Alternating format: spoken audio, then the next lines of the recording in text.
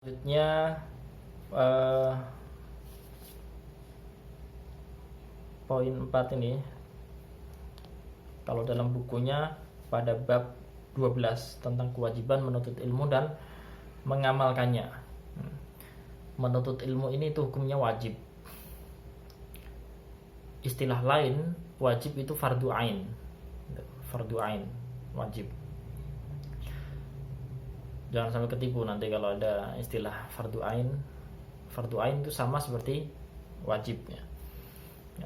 Kewajiban menuntut ilmu ini sudah ditegaskan oleh baginda Nabi Muhammad SAW dalam sabdanya, yaitu thalabul ilmi faridatun ala kulli muslimin. Ada riwayat lain ala kulli muslimin wa muslimatin, pada setiap atau bagi setiap muslim laki-laki dan muslim perempuan. Mempelajari ilmu itu tidak terbatas ruang dan waktu. Mempelajari ilmu selagi hayat masih di kandung badan, itu dia wajib menuntut ilmu. Disebutkan juga utlubul ilma minal mahdi ilal lahdi. Carilah ilmu dari semenjak kamu masih dalam ayunan sampai kamu berada di liang lahat. Maksudnya selagi kamu masih hidup, ya tuntutlah ilmu. Menuntut ilmu tidak terbatas ruang dan waktu. Musim kemarau, musim hujan, di sekolah, di luar sekolah, di rumah, musim pandemi COVID,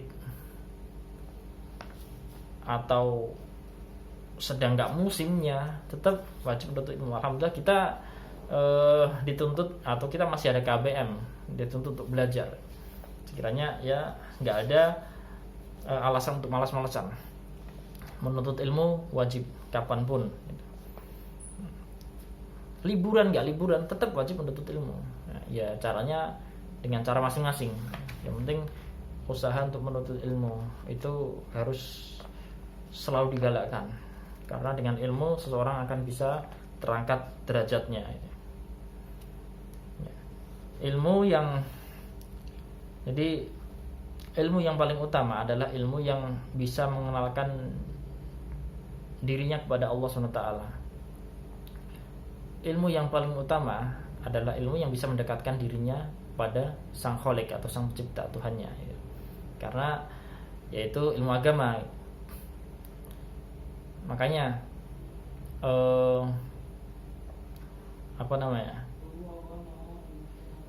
ya tentu semua ilmu itu penting, tapi ya ilmu yang wajib harus diketahui bagi seorang hamba sebagai landasan dia hidup, ya ilmu agama. Makanya tujuan kita diciptakan kan, wa khalaqtul jinna wal insa illa liya'budun, firman Allah. Ya, saya enggak menciptakan manusia dan jin ya kecuali hanya untuk beribadah kepadaku. Ya, dia bisa beribadah kalau tahu tata caranya. Dia bisa mendekatkan diri kepada Allah kalau tahu tata caranya. Makanya pertama kali seorang bayi lahir, itu apa yang dilakukan biasanya orang tuanya? Dikumandangkan azan di telinganya kan. Begitu juga iqamah. Ini tujuannya apa? Untuk mengenalkan atau untuk memperdengarkan sang bayi tersebut dengan sang penciptanya, Allah. Karena ya keberuntungan bagi orang yang mengimani Allah dan menghambakan diri kepada Allah Subhanahu wa taala. Oke, malah panjang lebar dalam hal ini.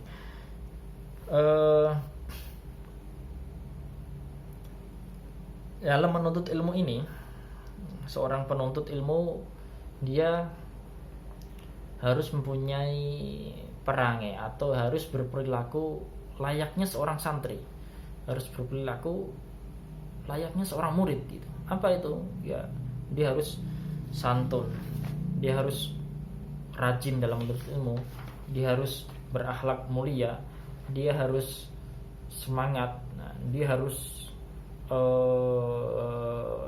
berkata yang baik, bersikap yang baik, tidak sombong bagi yang punya kelebihan, jangan pesimis, optimis. Ini hal-hal yang hendaknya harus dimiliki seorang pelajar atau seorang santri. Ini kalian baca saja, ada di halaman 157. Afan, bukan. Di halaman 171.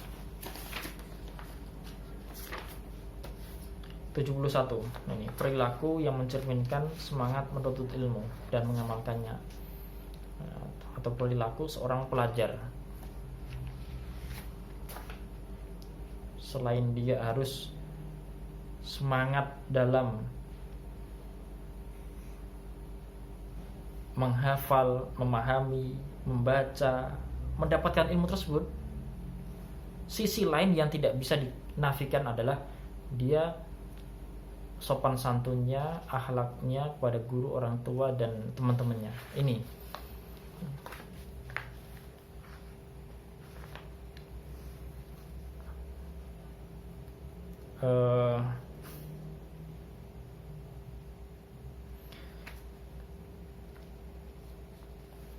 ya, ada hal penting lagi.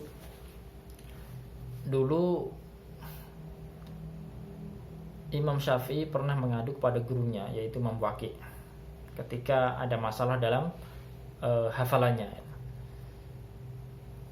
sampai beliau mengabadikan peristiwa itu dalam syairnya, yaitu syakautu ila waqi'in su'a hifzi wa arsyadani ila tarkil ma'asi wa akhbarani bi anal ilma nurun wa nurullahi la yuhda li'asi. Itu poin penting yang dinasihatkan Imam Waqi' kepada muridnya, yaitu Imam Syafi'i, adalah Imam Waqi' menasihati tinggalkanlah maksiat. Tinggalkanlah maksiat ini. Adapun kandungan syair tersebut adalah ya gini saja. Kandungannya adalah bahwasanya Imam Syafi'i mengadu kepada gurunya Imam Waqi' tentang buruknya hafalannya, susah menghafal. Lalu sang guru Imam Waqi' bilang, tinggalkanlah maksiat, karena ilmu itu adalah cahaya, dan cahaya tidak diberikan Allah kepada ahli maksiat. Ini kandungan apa atau arti syair tersebut. Sikap seorang santri yang wajib dilakukan dalam menuntut ilmu dan mengamalkannya.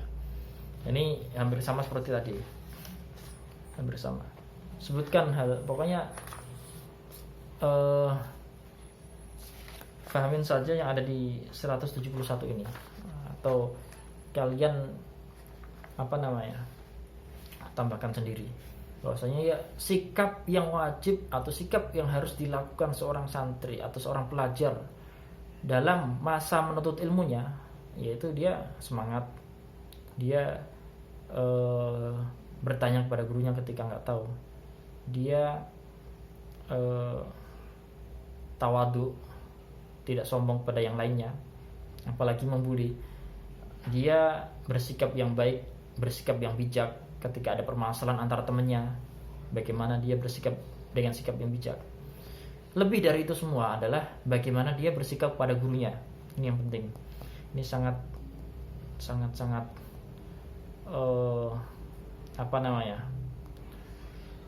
sangat memprihatinkan kalau seandainya ada seorang pelajar kepada gurunya mengucapkan sesuatu yang tidak sopan, bersikap kurang sopan.